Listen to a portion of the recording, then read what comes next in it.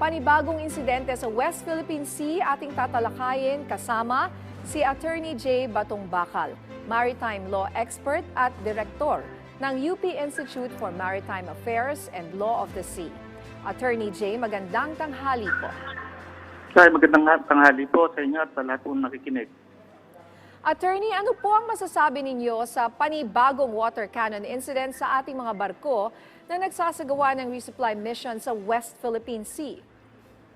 Well, una po, tama po si Pangulo na ito po ay illegal dahil po yung ganyang klaseng operations katulad ng pagsuporta sa ating mga isla ay karapatan po natin bilang may-ari ng exclusive economic zone ng Pilipinas.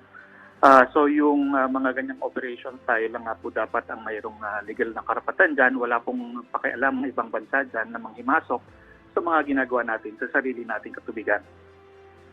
Okay, Attorney J, si Chipo ito.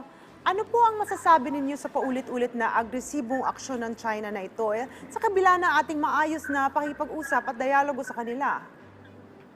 Well, ito po pinapakita yung tunay na mukha ng China, na talagang ang intensyon nila ay sakupin at agawin sa atin ang ating mga karagatan, ay partikular ang West Philippine Sea.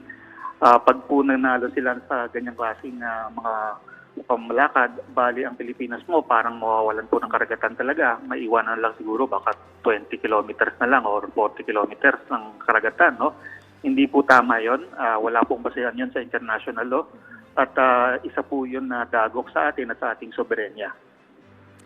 Sinabi po ni Pangulong Ferdinand R. Marcos Jr. na dahil sa panibagong insidenteng ito, ay mas napatatag pa ang determinasyon ng Pilipinas na protektahan ang karapatan sa West Philippine Sea. Ano po ang masasabi nyo dito, Attorney?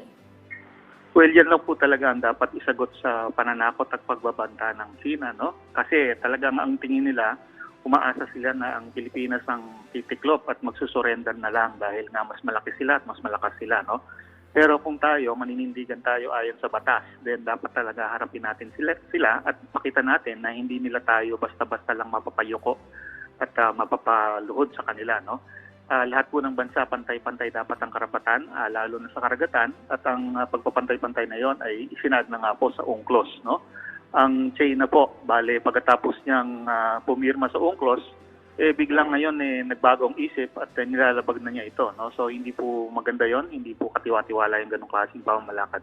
So dapat po tayo, mag-insist tayo na kung ano yung pinagkasunduan natin noon sa UNCLOS, yun dapat ang sundin ng China. Kaya ito po tama lang po itong posisyon na sinad po ng Presidente tungkol dito. Okay, Attorney, at this point, ano po sa tingin ninyo ang magandang gawin na countermeasures ng ating pamahalaan sa paulit-ulit na pambabaliwala sa atin ng China hinggil sa issue sa West Philippine Sea? Well, marami po tayong dapat i-consider ngayon, kasi maraming investment na ginawa ang mga Chinese businesses dito sa Pilipinas, Tapos yung mga marami din silang mga operation dito na mga business operations. Dapat siguro yun na ipatigil natin sakali, Kung magpapatuloy pa ang China, dapat yung mga kontrata nila sa atin, siguro dapat ipawalang bisa na, Particular na isip ko yung kanilang mga kontrata for oil exploration na hanggang ngayon hindi pa nila sinasagawa. Kung tayo pipigilan pa rin sa paggamit ng ating karagatan, dapat tanggalin na rin natin sila dun sa mga ganong klaseng mga kalakaran. Tapos yung mga iba pang mga businesses tulad ng mga POGO na illegal naman talaga sa kanila, dapat lalong pa natin pagdiinan at paalisin nga yung mga ganon. Bukod po or taking the POGO aside, hindi ho ba ito magkukos ng malaking resulta tungkol naman po sa ating ekonomiya, considering China is one or is our biggest investor? Well, kung titignan naman po natin yung mga trading relationships natin, una yung tayo actually ang medyo dihado pagdating dun sa mga existing na mga trade relations natin, Yung kuha ng kuha ang China sa atin ng mga raw materials, mga natural resources, katulad ng nickel na pinanggagawa nila ng bakal, at saka ng mga export natin ng mga semiconductors, mga electrics and electronical components na ginagamit nila, lahat yan ginagamit nila.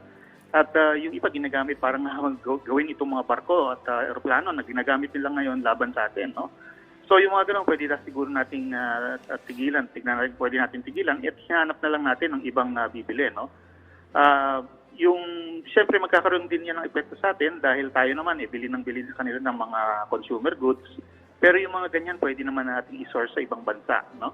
So, magkakaroon ng adjustment siyempre at medyo magkakaroon din ng konting sakit. Pero ang punto doon, bakit tayo magpapatakot sa kanila, no? So, kung kailangan tiisin natin ng konting inconvenience, gawin natin. Yun ang paraan para ipakita natin sa kanila na maninindigan talaga tayo sa ating mga karapatan.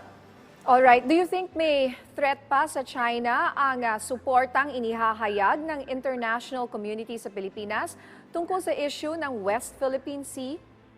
Sa tingin ko po, isang malaking factor yan sa kanila kaya nga hindi nila tayo pa binabanatan ng maluba, no? Kagaya ng ginawa nila sa Vietnam, no? Na talagang binabanggat, pinapalubog yung mga barko minsan. Dahil alam nila this time na ang Pilipinas ay kinakampihan talaga ng maraming bansa, no? So tinitingnan nila baka kung sakaling banatan tayo, mayroong tumulong sa atin ng mga ibang bansa, hindi lang sa US kundi pati mga EU, mga ang Germany at Australia, lahat at Japan, lahat ng ibang bansa na mayroon din silang mga interest, mayroon din silang mga relasyon. So I think dapat 'yon isa sa alang-alang din nila at tayo din dapat tingnan din natin yon, no? Kung anong pwede nating hilingin sa kanila na tulong kung sakali nga na may gagawing mas marahas na aksyon itong China. Okay, Attorney, sa inyo pong opinion, do you think darating din ang pagkakataon na magbibigay daan ng China kung ipagpapatuloy lang ng Pilipinas ang ating diplomatic approach hinggil sa issue sa West Philippine Sea? Sa tingin ko at some point talaga pag nakita nila na hindi talaga nila mababago yung stance ng Pilipinas, no, na hindi nila tayo divide and conquer, magbabago ang kanilang isip at kailangan magbago sila ng kanilang approach at pakikitungo sa atin. So yun po dapat, kaya napakahalaga na kumbaga hindi tayo mag-waver dito sa hindi tayo manghina dito sa mga ginagawa natin dahil yun lang paraan para nga harapin ang China, no? Yun. Alright, panghuli na lang po kung meron po kayong mensahe para po sa ating mga kababayan. Well, siguro po ang mensahe po natin sa ating mga kababayan talaga pong kailangan ng pagkakaisa dito. Ito po ay isang malaking challenge po sa buong bansa, no? At hindi po 'yun base sa mga political party o mga personality. Ito po ay China laban sa Pilipinas bilang isang bansa. Kaya dapat harapin din natin sila bilang isang bansa. Maraming salamat po sa inyong oras, Attorney J. Batong Bakal, Maritime Law Expert at Direktor ng UP Institute for Maritime Affairs and Law of the Sea. Welcome po.